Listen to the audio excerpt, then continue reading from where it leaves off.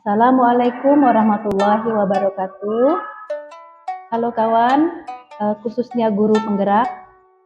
Jadi di video kali ini saya Nur Atia dari CGP Angkatan 11 kelas 021 dari SMA Negeri 1 Ngamprah akan melaksanakan aksi nyata praobservasi modul 2.3 coaching untuk supervisi akademik. Saya ditemani oleh rekan sejawat saya, Ibu Evi Sofianti, yang akan menjadi objek pengamatan saya. Baik ya? Oke, Assalamualaikum Bu Evi. Waalaikumsalam Ibu Tia. Bagaimana kabarnya? Alhamdulillah baik. Alhamdulillah. Oke, di kegiatan praobservasi kali ini saya sih melaksanakan ini ada tujuannya ya Bu, ya agar Ibu Evi nanti untuk besok di observasi yang akan saya amati lebih siap dan lebih percaya diri ya Bu. Oke, kita langsung saja ke pertanyaan pertama ya Bu. Iya boleh. Oke, kira-kira untuk observasi besok itu Ibu akan memberi materi apa di kelas? Oke. Sesuai dengan modul ajar yang saya susun, saya rancang, saya akan mengambil materi di kelas 11 yaitu tentang permasalahan sosial akibat pengelompokan sosial. Jadi Ibu ingin mengambil materi permasalahan sosial di pengelompokan sosial. Oke, tujuan pembelajaran yang akan Ibu terapkan atau sampaikan seperti apa? Boleh dijelaskan Ibu? Di mana tujuan pembelajaran yang akan dilakukan yaitu anak-anak bisa dan dapat mengidentifikasi ketidakadilan yang terjadi di lingkungan sekitar atau yang terjadi di lingkungan masyarakat.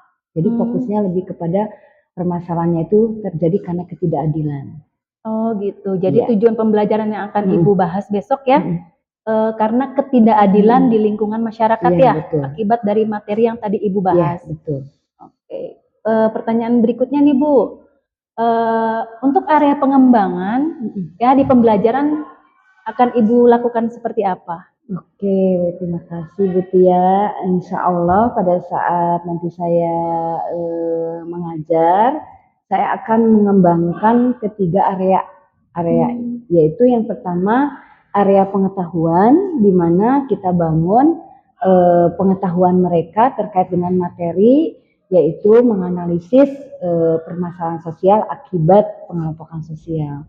Area yang kedua yaitu saya mengembangkan area keterampilan, di mana keterampilannya ini berpusat pada si anak barangkali anak memiliki kemampuan dia membuat sebuah tulisan atau esai dan membuat sebuah poster, di mana esai dan poster itu menggambarkan tentang ketidakadilan yang terjadi di masyarakat. Mudah-mudahan ini menarik buat anak. Amin. Karena ini anak itu memang banyak yang memiliki kemampuan menggambar, menulis. Nah itu kita kembangkan walaupun tidak keluar dari konten materi gitu. Iya. Itu barangkali Bu Tia. Yang ketiga apa Bu? Yang ketiganya adalah sama kita semua sedang mengembangkan P5 ya, di mana di situ saya mengembangkan dimensi ketuhanan yang Maha Esa. Kedua, mengembangkan dimensi gotong royong kerjasama, di mana mereka juga pada saat diskusi mereka perlu melakukan sebuah keterlibatan semua, mereka harus kerjasama karena nanti akan ada pembagian tugas ya, mereka itu tidak ada yang tidak terlibat. Jadi betul-betul ini sesuai dengan pola dimensi ketuhanan yang Maha Esa. Kedua, mengembangkan dimensi gotong royong kerjasama, di mana mereka juga pada saat diskusi mereka perlu melakukan sebuah keterlibatan semua, mereka harus kerjasama karena nanti akan ada pembagian tugas ya, mereka itu tidak ada yang tidak terlibat. Jadi betul-betul ini sesuai dengan pola fokus perilakunya itu pengelompokan untuk supaya anak dilibatkan semuanya, tidak ada yang diam. Yang ketiganya dimensi bernalar kritis, Bu Tia. Ini penting, sekarang sedang bagaimana si anak itu dikembangkan nalarnya gitu, untuk bagaimana dia bisa mengatasi, bagaimana dia bisa menghadapi semua situasi yang terjadi pada dirinya, sehingga butuh penalaran kritis gitu dikembangkan. Itu barangkali Bu. Oh, jadi area pengembangan yang akan Ibu kembangkan nanti ya, yang pertama di pengetahuan ya Bu? Iya, Iya, betul. yang kedua di keterampilan, Iya, iya, yang sesuai dengan proyeknya ya iya, Bu, betul. dan yang ketiga yaitu bernalar kritis Iya, sesuai betul. dengan P5 ya Bu? Iya, betul. Iya, Masya Allah. Pertanyaan berikutnya nih Bu Evi, nah model pembelajaran apa yang akan Ibu terapkan nanti? Oke, insya Allah saya akan menerapkan model PJBL, Project Based Learning, di mana mereka itu tadi kan sudah saya sampaikan bahwa mereka akan membuat esai dan poster terkait dengan materi tentang permasalahan sosial. Oh iya, jadi nanti Ibu Evi akan membuat model pembelajaran yaitu PJBL. Betul. Iya, Masya Allah, keren Ya, banget Ibu. betul. Saya jadi nggak sabar. Tapi saya ingatkan jangan lupa sintaks-sintaksnya ya Bu. Oke, siap. Iya. Dan ada lagi nih Bu. Nah, untuk strategi pembelajaran yang akan Ibu pakai seperti apa nanti? Oke, saya sudah melakukan pembelajaran berdiferensiasi ya, karena memang kita tahu bahwa kita harus melihat kepada gaya dan minat belajar anak-anak. Jadi saya mengelompokkan melalui gaya belajar, dan juga terkadang saya juga melakukan kegiatan berkelompoknya sesuai dengan yang mereka mau. Jadi tidak terlalu fokus terus sama gaya belajar, takut menimbulkan kebosanan, dan difokus di dalam PMM pun itu tidak boleh kita menggunakan pembelajaran di satu kelompok. Jadi kadang saya juga kelompoknya itu diacak gitu ya, dirandom, bisa berdasarkan gaya belajar, bisa berdasarkan minat maunya anak-anak seperti apa. Untuk menghindari bosan ya Bu? Ya, untuk menghindari, betul Bu Atia. Nah, yang berikutnya itu saya juga berbasis pada keteraturan suasana kelas. Jadi bagaimana menciptakan tetap kita bisa memanage kelas itu menjadi menyenangkan, kelas itu membuat si anak itu tidak jenuh di kelas, walaupun 3 jam saya pembelajarannya, saya berusaha untuk membuat anak itu tetap semangat di dalam kelas. Gitu. Jadi membuat suasana kelasnya yang menyenangkan gitu Bu. Kadang kita gunakan ice breaking juga gitu ya, agar mereka juga tidak jenuh jadinya. Benar ya, Ibu. Barangkali gitu ya. Untuk strategi yang tadi Ibu jelasin, Masya Allah ya, saya takjub nih Bu. Ya, pertama diferensiasi, kemudian Ibu dengan kombinasi dengan ice breaking. Betul. Jadi walaupun 3 jam nanti mengajar, anak tetap ya happy aja. Betul. Iya, benar. Oke, hebat. Yang ini loh Bu, ada pertanyaan lagi nih Bu. Nah, penilaian atau evaluasi nanti dalam pembelajaran yang akan Ibu gunakan seperti apa? Oke, penilaian yang akan saya rencanakan ya Bu, mudah-mudahan bisa terrealisasi. Saya melakukan penilaian pada penilaian tes, yaitu di saat melakukan melakukan penilaian sambil saya berjalan. Dan yang kedua adalah penilaian saat presentasi. Bagaimana tentang bagaimana dia memahami materinya, dia menyampaikannya dengan bahasa yang lugas, bahasa yang relevan dengan materi yang disampaikan. Dan yang kedua adalah penilaian konten, yaitu penilaian berkaitan dengan isi proyeknya, yaitu menilai esai dan posternya Ibu. Gitu barangkali. Berarti nanti Ibu penilaian ada 2 nih. Betul. Yang pertama tadi esai dengan proyeknya. Iya, betul. Ya, proyeknya kan bisa berupa poster atau intinya menuangkan skill anak ya. Betul. Yang bergambar seperti bisa bergambar seperti apa, Betul. kemudian nanti desainnya seperti apa. Iya, betul. Kemudian yang kedua yaitu dengan kemampuan menulis di bagian konten ya. Iya, betul. Iya. Untuk di produk esainya. Iya, oke, Masya Allah. Dan yang terakhir nih Bu pertanyaannya. Nah, yang akan Ibu lakukan besok di observasi itu sasaran kelasnya di mana ya Bu? Oh iya, sesuai dengan modul yang sudah saya rancang, saya itu mengambil pada kelas rombongan belajarnya kelas 11 1. Kelas kelas 11 11 1 itu ada pada jam pelajaran ketiga di hari besok.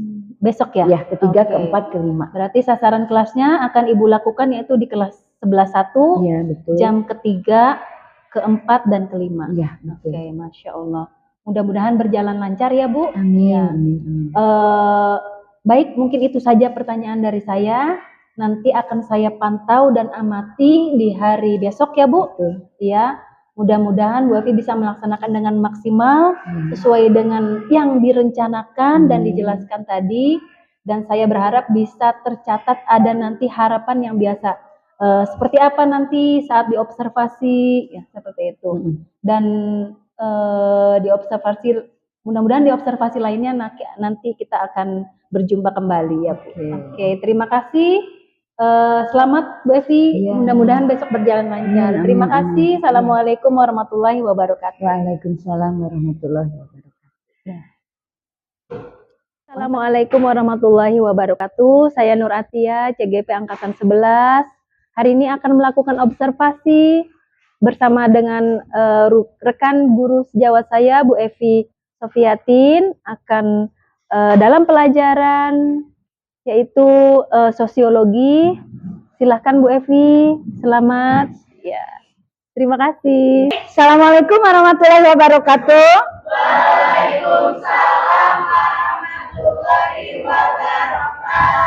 Apa kabar semuanya?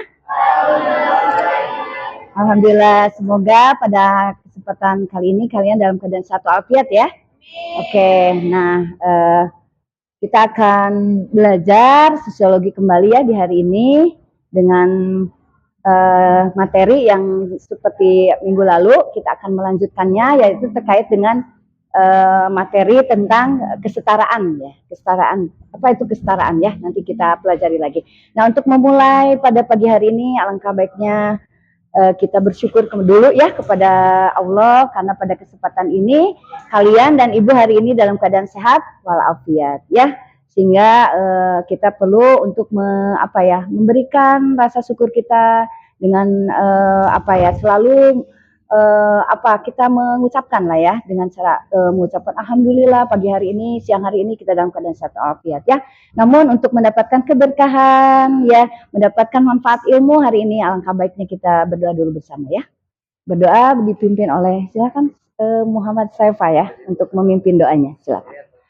Mau berdiri boleh, tapi lebih baik tidak duduk saja, tapi suaranya dikeraskan ya. Ya, sebelum memulai pelajaran sosiologi ini, alangkah baiknya kita berdoa bersama-sama. Berdoa dimulai. Bismillahirrahmanirrahim. Rabbighfirli ilman warzuqni fahman waj'alni minas sholihin. Amin. Alhamdulillah ya, terima kasih.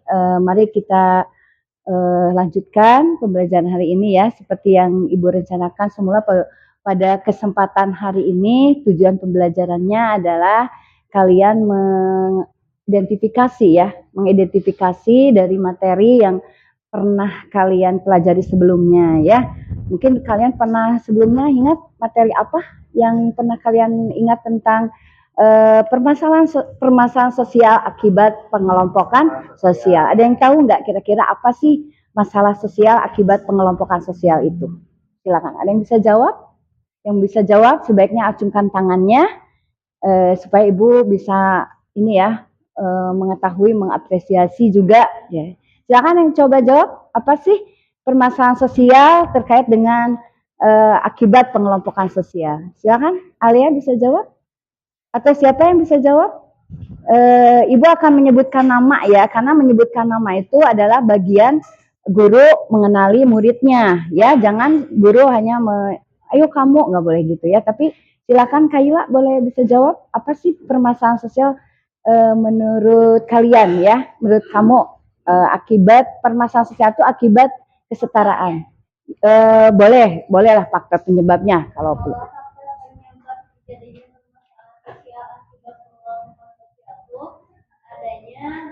Boleh berdiri dulu supaya semuanya dengar. silakan. Adanya eksklusivisme, partikularisme, sama yang apa sih?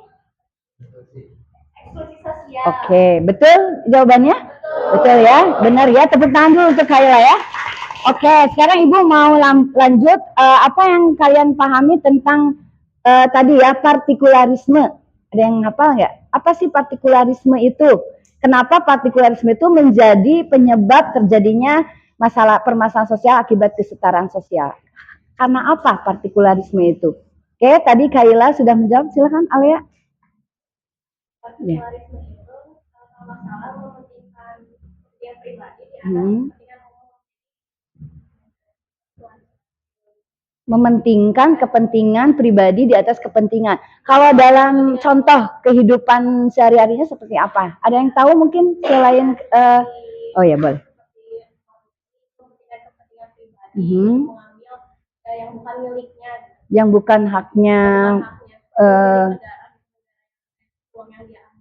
Oke, berarti di situ ada penyalahgunaan wewenang ya. Dia di saat memiliki jabatan diberikan kekuasaan, tapi dia lebih mengambil hak pribadinya yang lebih utama, bukan untuk kepentingan untuk ya. Oke, terima kasih untuk ini ya. Oke ya. Nah, apa yang tadi kamu sebutkan, kamu jelaskan itu betul ya. Itu Kayla menjawab dari faktor pendorong ya, betul.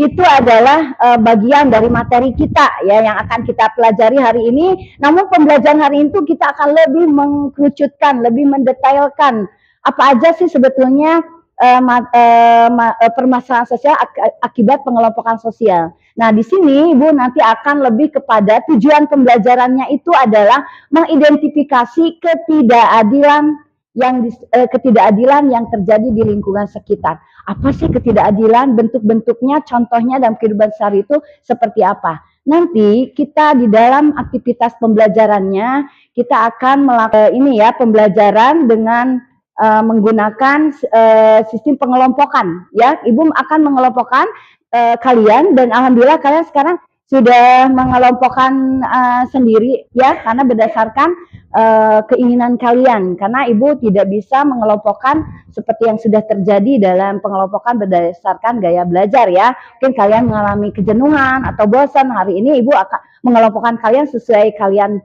mau ya. Alhamdulillah sekarang sudah ada pengelompokan baru ya.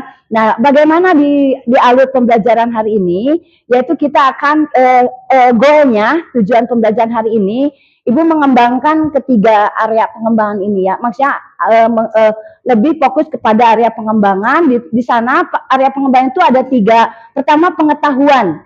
Pengetahuannya itu kalian adalah menganalisis permasalahan sosial akibat pengelompokan sosial yang lebih detail lagi ya, dimana nanti kalian lebih mengkaji kepada materi ketidakadilan ya. Seperti Ibu tempelkan itu, ini adalah contoh-contoh faktual kenyataan yang terjadi karena ketidakadilan ya. Di sana ada ketidakadilan karena faktor, coba kamu lihat itu apa? Perbedaan. Betul, perbedaan agama. Di sini ada ketidakadilan diperlakukan kepada sebagian kelompok yang mungkin minoritas diperlakukan oleh yang mayoritas, sehingga terjadilah ketidakadilan dalam hal agama. Kedua, ada di sini tentang kesenjangan sosial. Kira-kira ada yang tahu kesenjangan sosial penyebabnya apa? Faktor apa? Faktor ekonomi, betul, pintar ya. Banyak sekali faktor ekonomi itu banyak menimbulkan ketidakadilan yang terjadi di masyarakat ya. Nah, area keterampilannya nanti di sini selain kalian secara kognitif sudah memahami tentang materi permasalahan sosial akibat pengelompokan sosial, area keterampilan kalian di sini mungkin kalian ada yang memiliki kemampuan membuat esai. Apa esai itu? Tulisan. Nah, tulisannya nanti ada di aktivitas belajar 2, nanti Ibu bagikan ya pada saat akan kita memulai kegiatan intinya akan Ibu bagikan. Yang ketiga itu pengembangan sikap. Sikap apa yang dikembangkan di sini, yaitu mengembangkan dimensi P5. Di sini ada gotong royong, ada berpikir kritis. Nanti ya pada saat kalian diskusi dikembangkan kemampuan kalian dalam literasinya untuk meningkatkan daya berpikir kritisnya. Terus ada juga tadi kalian berdoa dulu, yaitu dimensi beriman dan bertakwa kepada Tuhan Yang Maha Esa ya, betul nggak? Oke, jadi semuanya ini tiga-tiganya itu melingkup pengetahuan, keterampilan, dan sikapnya ya. Nah, itu barangkali tujuan hari ini pendahuluan pembukaan awal hari ini. Nanti kita akan memulai ke inti ya, yaitu dengan Ibu akan melakukan dulu asesmen awal. Kenapa? Karena nah ini ya, asesmen awal ini adalah kesiapan belajar peserta didik dengan materi prasyarat, yakni siswa dapat membedakan permasalahan sosial dan permasalahan sosial akibat pengelompokan sosial ya. Jadi Ibu akan bagikan ininya sebagai bukti bahwa kamu tuh sudah siap nggak ikut materi berikutnya. Kalau materi awalnya aja kalian belum siap, nanti akan mengalami kesulitan ya. Ibu akan bagikan, silakan kalian jawab karena ini individu, jadi semua harus jawab ya. Untuk melihat kemampuan awal kalian, materi awal kalian ya. Oke, silakan diisi, itu ada nama.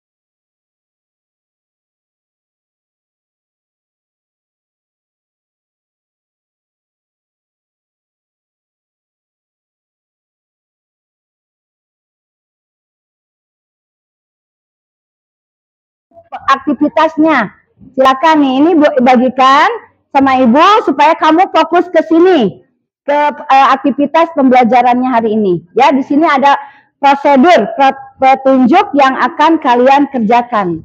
Oke, silakan dibuka dulu. Boleh kalian mungkin baca sepintas dan tanyakan apabila ada yang kurang paham. Silakan.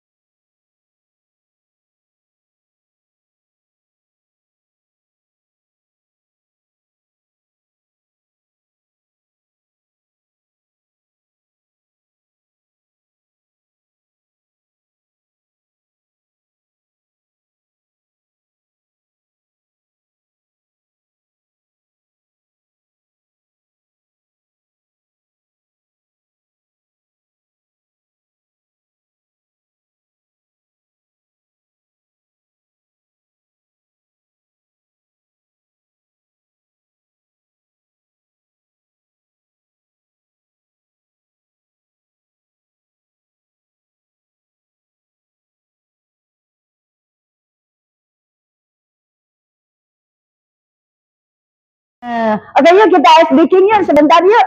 Oke, ice breakingnya gini gampang. Ibu punya tepukan ya. Tepukannya gampang. Kalau ibu bilang ayah rengit, rengit naloba. Ayo, paham nggak? Oke, sekali lagi. Ayah rengit, rengit naloba. Oke, itu barangkali ice breaking ya, karena kalian ingin selalu ada ice breaking ya. Nanti kita bikin ice breaking lagi yang lain ya.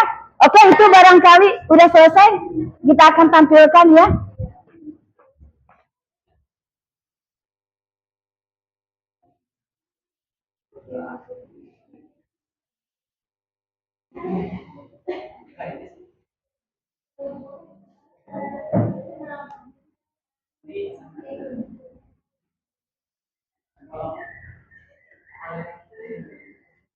Ayah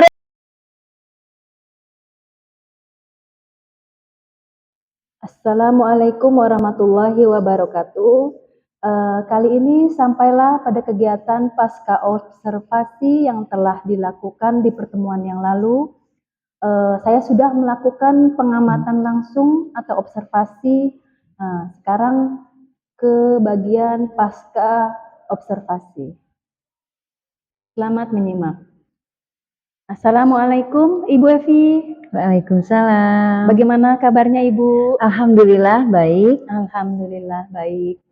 Di kegiatan pasca observasi kali ini saya ingin ngobrol Ibu beberapa hal pada kegiatan pengamatan yang sudah saya lakukan kemarin. Saat observasi ada beberapa hal yang saya ingin tanyakan. Pertanyaan pertama langsung aja ya Bu? Boleh. Iya, oke. Bagaimana perasaan Ibu setelah melakukan pelaksanaan kegiatan pembelajaran kemarin? Ya, baik, terima kasih Ibu Tia.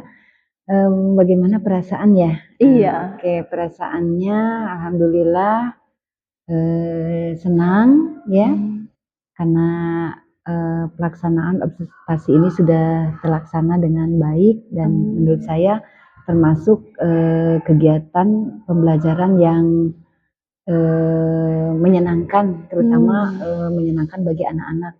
Ibu Tia mungkin bisa melihat sendiri tadi begitu anak-anak semangat dan antusias ya. Iya benar. Itu barangkali. Jadi turut senang saja sudah terlaksana dengan lancar. Oke, jadi perasaan Ibu setelah melakukan pelaksanaan kegiatan pembelajaran kemarin saat saya observasi yaitu Ibu senang ya? Iya, dan anak-anak benar-benar antusias saat kegiatan kemarin. Oke, gimana? Bagaimana juga nih perasaan saat kehadiran saya nih Bu sebagai observer saat observasi kemarin? Sebetulnya ini adalah observasi kedua ya Ibu ya. Gitu. Pertama sebelumnya diobservasi sama Bu Eli ya, sekarang sama Bu Tia. Tadi perasaan saya memang agak sedikit tegang ya Ibu ya. Kenapa? Mungkin karena ini mungkin persiapannya jadi lebih banyak, harus cek sound segala, mungkin itu yang bikin tambah tegang itu aja barangkali. Gitu. Tegang aja, merasa tegang. Tapi setelah berjalan sih alhamdulillah ya. Tadi mungkin Ibu kemarin juga Ibu bisa melihat ya. Iya. Tegang tidak Bu? Iya. Oke, bagi perasaannya tegang nih Bu kemarin. Tapi kan makin lama ya sudah biasa ya. Padahal betul. sudah observasi kesekian ya Bu. Iya betul, ya biasalah awal-awal. Sudah berjalan dengan lancar ya Iya Bu. betul. Saat saya amati kemarin, nah proses pembelajaran itu salah satunya Ibu melakukan dengan project ya, PJBL ya. PJBL, iya. Nah, saya sudah melihat saat di kegiatan inti proses PJBL tersebut terlaksana di kelas, lalu, nah kira-kira saat Ibu melaksanakan tersebut ada hambatan nggak ya? Oke, maksudnya hambatan saat pembelajaran dilaksanakan. Oke, hambatan, kalau lihat hambatan sih kayaknya alhamdulillah nggak terlalu ya Bu ya, ada aja. Mungkin ini lebih kepada saya lupa aja Ibu. Sebenarnya hambatan enggak ya, semuanya bisa berjalan dengan baik sesuai yang sudah saya rancang dalam modul ajar. Hanya ada satu aja yang keluar dari rel modul ajar, yaitu ini Bu, saya tidak memberikan kelupaan ini faktor lupa, tidak memberikan apresiasi kepada anak-anak saat mereka diskusi. Oh gitu. Di awal saya punya rencana bahwa mereka akan diberikan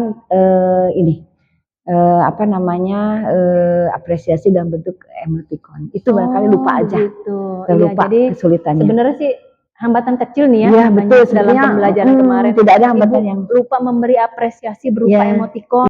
Saya itu pada saat pembelajaran kemarin itu saya lupa di mana saya sebetulnya sudah mempersiapkan bahwa setiap kelompok itu diberikan apresiasi pada saat mereka berjalan diskusi. Nah, saya mengeluarkan 3 emoticon di mana emoticon pertama itu saya berikan kepada kelompok yang berjalannya itu mulus gitu ya. Sepertinya mereka paham, mereka bisa melanjutkan sampai akhirnya bisa menyelesaikan semua proyek yang diberikan. Nah, itu maka saya berikan emoticon 1 gitu ya. Senyum gitu ya, senang gitu ya mereka itu, makanya saya berikan yang ke-1. Nah, yang keduanya, emoticon keduanya itu diberikan kepada kelompok, sebetulnya dia kelompoknya bisa berjalan Bu ya, tapi ada yang mereka terlihat mereka mendapatkan kesulitan gitu, hambatan, sehingga ini ya butuh arahan sedikit aja, tapi setelah saya berikan arahan mereka bisa melaksanakan kembali, bisa melanjutkan. Gitu. Itu untuk diberikan emoticon kedua. Dan emoticon ketiga itu saya masih menemukan ya Bu, anak itu saat berjalan diskusi dari awal sampai di pertengahan tuh mereka kayak belum menemukan apa yang harus mereka lakukan gitu. Jadi butuh untuk diberikan pengarahan oleh saya, diberikan sedikit stimulan gitu ya, sampai akhirnya mereka oh ya begitu Bu. Tapi alhamdulillah mereka walaupun agak lambat gitu ya menangkapnya, yang apa-apa kan tidak semua anak sama ya Bu. Benar, ya. Ibu, benar. Jadi akhirnya saya berikan emoticon ketiga. Nah itu saya lupa Bu. Jadi aduh itu barangkali yang menjadi hambatan saat saya pelaksanaan di kelas itu ya Bu Bu Tia. Iya. Oke, terima kasih Ibu nih. Tadi Ibu sudah jelaskan hambatan yang sebenarnya kecil ya Bu. Betul. Kemudian di sini ada tiga yang harus Ibu berikan saat diskusi sebenarnya. Apresiasinya ada 3 emoticon senyum, kemudian emoticon senang, kemudian emoticon tetap semangat, seperti itu. Nah, kira-kira alasan apa Ibu memberikan apresiasi itu? Oke, ini mungkin sebetulnya sebagai bentuk keluar dari kejenuhan. Biasanya kalau mereka yang pernah saya lakukan, mereka itu akan senang, tambah semangat jikalau seorang guru itu memberikan apresiasi tidak hanya tepuk tangan, tapi memberikan semacam emoticon, dan emoticonnya itu harus digambarkan oleh kita. Kita buat, makanya kemarin Ibu saya lupa tidak sudah disiapkan, cuma saya kok jadi kelupaan itu nggak ditayangkan gitu itu ya. Jadi itu bentuk supaya anak senang aja Bu, dan itu ternyata kan kelihatan itu tambah membuat anak semangat, senang, dia tambah berapi-api pada saat dia diskusi, dan akhirnya dia bisa menyelesaikan tugasnya dengan diberikan emoticon itu, karena saya pernah melakukan juga di kelas lain. Makanya saya bisa memberikan gambaran seperti ini. Walaupun di kelas kemarin tidak terjadi, tapi saya punya gambaran di kelas lain, dan mereka setelah saya tanya, mereka senang, direfleksi, mereka menjawab dengan senang, dengan pada saat saya memberikan emoticon itu. Masya Allah. Iya, terima kasih Ibu ya. Iya, jadi betul. alasannya memberikan emoticon tersebut ya karena memang anak senang sebenarnya diberikan apresiasi. Tidak hanya tepuk tangan, tidak hanya tepuk tangan. Kemudian kita beri hadiah walaupun hanya berupa gambar kecil, tapi itu bikin menyentuh hati ya Bu maksudnya. Dan yang paling penting Bu, mereka itu jadi berkompetisi untuk menjadi kelompok yang terbaik gitu ya Bu ya. Setelah aku dapat 1, kenapa aku dapat 2. Nah untuk pembelajaran berikutnya tuh mereka jadi pada saat ada pembelajaran dengan saya itu, saat diskusi mereka mempersiapkan lagi lebih, dan bahkan bisa berubah jadi yang asalnya nomor 3 dia bisa jadi nomor 2. Jadi berlomba-lomba nih maksudnya ya Bu. Berlomba-lomba mendapatkan apresiasi. Betul, yang lebih baik apresiasinya. Dari seorang guru nih. Iya betul. Oke, tadi Ibu sudah jelaskan dari tujuan pembelajaran, kemudian hambatan kecilnya, lalu alasannya kenapa hal tersebut dilakukan. Nah, di sini saya ingin bertanya lagi nih, solusi apa yang harus dilakukan untuk mengurangi hambatan kecil itu? Tentunya yang pertama adalah tidak ada saat saya mau mengajar, itu semua perlengkapan itu harus dibawa. Termasuk mempersiapkan PPT ya. Tentunya kalau modul ajar pasti ya Ibu ya, kalau modul ajar itu pasti harus selalu siap. Tapi tidak hanya modul ajar, tapi kita itu desain di sini di PPT ini, ya desain pembelajaran kita dari kegiatan awal, inti sampai penutup itu harus ditayangkan di PPT. Itu akan membantu. Dan dibawa semua pernak-perniknya. Nah kemarin itu saya nggak bawa, sampai akhirnya karena nggak bawa saya lupa gitu. Pas saya ingat, pas lihat di PPT ini ada sesi untuk memberikan apresiasi. Nah itu yang terlewat. Itu dan solusinya, jadi persiapannya betul-betul harus matang. Semua tek-tek bengeknya harus disiapkan sesuai dengan yang ada di dalam modul ajar ini. Gitu. Terima kasih ya Bu. Jadi solusinya semua harus dipersiapkan dengan matang ya Bu ya. Dari sesuai dengan modul ajar yang tertera. Lalu di slide presentasi juga sudah tertulis tapi namanya lupa ya Bu ya. Manusia ya masih lupa. Nah ini kayak gini Bu. Nah oke, good. Seperti ini. Masya Allah. Iya, terima kasih Ibu. Nah paling itu sama-sama. saja pertanyaan dari saya di pasca observasi. Alhamdulillah semoga kita bisa bertemu di observasi lainnya. Semoga kita selalu dalam keadaan sehat dan bisa terus menjadi tauladan untuk peserta didik kita. Terima kasih Ibu. Sama-sama Ibu Tia. Assalamualaikum Sukses warahmatullahi selalu ya Ibu Tia juga.